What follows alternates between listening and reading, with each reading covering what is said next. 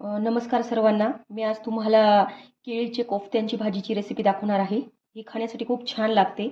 कधीतरी करून बघा. खूप टेस्टी लागते ही भाजी. आता मी हे असे कच्चे केळे असे कापून घेतलेले आहे. 2 तुकडे केलेले आहे आणि हे पाण्यात टाकून घ्यायचे आहे आणि याला 5 मिनिटं उकळू द्यायचं आहे. हे मी आता थोडे शिजू देत आहे 5 मिनिटं. आपले केळीला 5 मिनिटं झालेले आहेत. आपली केळी छान शिजून गेलेली आहे. आता मी गॅस बंद करून घेते.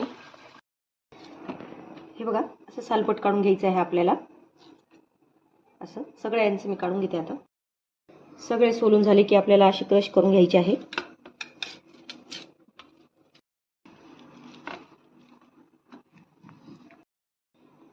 केळी सगळे मी असे बारीक करून घेतलेले आहेत.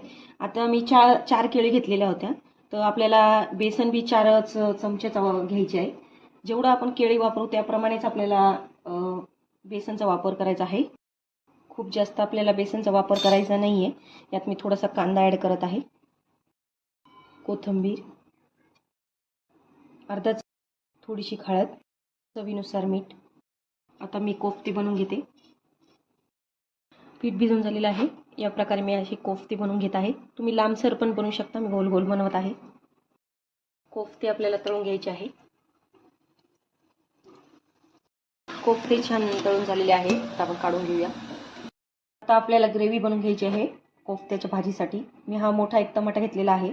7 ते 8 मी लसूण घेतलेले आहे. थोडंसं अद्रक घेतलेलं आहे. एक कांदा चिरून घेतलेला आहे, तो पण मी यात ॲड करत आहे आणि हे पेस्ट करून घ्यायची. आपली पेस्ट छान तयार झालेली आहे. ज्यात आपण कोफ्ते तळून घेतलेले आहे त्यात आपण फोडणी देणार आहोत. मी थोडंसं तेल काढून घेतलेलं आहे. तेलाचा वापर थोडा जास्तच करायचा आहे. 1 चमचे मी जिरं मोहरी टाकून घेत आहे. ही जी आपण पेस्ट केलेली होती ती टाकून घ्यायची आपल्याला. आता ग्रेव्ही आपली फ्राय झाली की याच्यात मी अर्धा चमचा लाल तिखट टाकत आहे, अर्धा चमचा काळा मसाला टाकत आहे घरचा आणि अर्धा चमचा मी हळद टाकत आहे. तुम्ही तिखटाचा वापर कमी जास्त करू शकता. ग्रेव्हीला आपल्या छान तेल सुटलेलं आहे. आता मी यामध्ये पाणी ॲड करते. चवीनुसार मीठ टाकून घ्यायचं आहे आणि रस्सा छान आपल्याला उकळू द्यायचा आहे. आता उकळी आली की आपले कोफ्ते टाकायचे आहे यात आणि आपल्याला अगदी 4 ते 5 मिनिटं आपल्याला हे उकळू द्यायचे, जास्त उकळू द्यायचे नाही आहे.